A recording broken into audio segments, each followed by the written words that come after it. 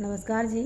आज आप सभी के सामने मैं एक कविता पेश करना चाहती हूँ और जो कविता है जी वो शीर्षक बहुत ही नया शीर्षक है जी, एक देश एक चुनाव। इस कविता में मैं अपने भाव को व्यक्त करना चाहती हूँ क्योंकि मेरा ये सपना है कि जो हमारे देश में चुनाव पर इतना ज़्यादा खर्च होता है वो खर्च किस तरह से कम हो। तो ये जो सरकार की प्लानिंग चल रही है बड़ा अच्छा लगा ये देख करके, पढ़ करके अखबार में।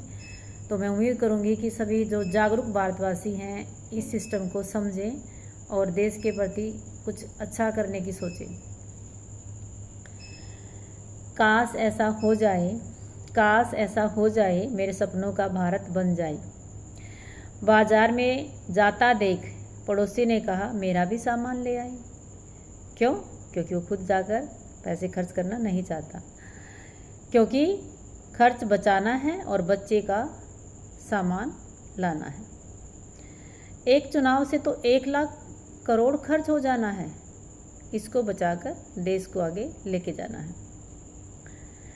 लोग 2 बार घी की रोटी खाते हैं, घी की रोटी खाते हैं मतलब लोकसभा के चुनाव, विधानसभा के चुनाव में कुछ लोग बड़े घी की रोटी खाते हैं और देश को फालतू का नुकसान पहुंचाते हैं। ऐसे लोगों से देश को बचाना है और देश को बहुत आगे लेके जाना है। कब तक हम पुराने कानून को ढोते रहेंगे?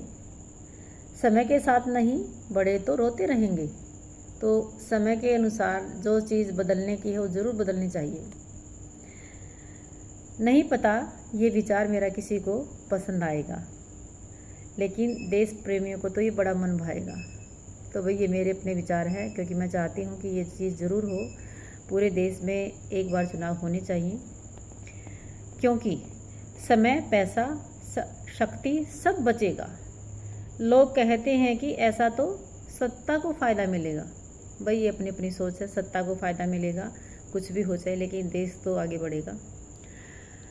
खुशी मिलेगी चुनाव के बाद जब महंगाई कम बढ़ेगी और हमारी गैस स्कूटी अच्छे से चलती रहेगी, क्योंकि मुझे चिंता है, डर है, अगर इलेक्शन बार बार होते रहे तो हर बार तेल की महंगाई, बाकी चीज़ों की महंगाई इतनी हो जाती है कि आम आदमी का जीना दूभर हो जाता है।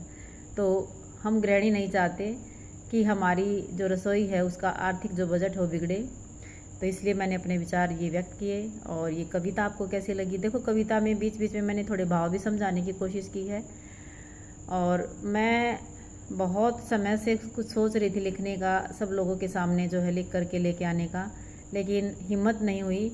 फिर मेरे को लगा कि नहीं, ऐसे अंदर ही अंदर कब तक लिखती रहेगी, थोड़ा बहुत लिख करके उसको जो है लोगों के सामने रखना चाहिए, ताकि पता चले कि मैं सही दिशा में चल रही हूँ या नहीं।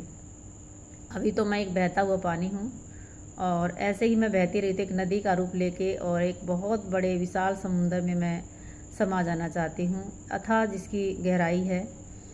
तो भाई मुझे थोड़ा सा मोटिवेट कीजिए, बताइए कि मैं जो लिखती हूँ आप लोगों को अच्छा लगता है या नहीं लगता है, क्योंकि मुझे रुकना नहीं है, मुझे बिल्कुल आगे जाना है और मुझे जो मेरी मंजिल है उसको प्राप्त करके ही रहना है। तो बस आप लोगों के सपोर्ट की, मोटिवेशन की ज़रूरत है।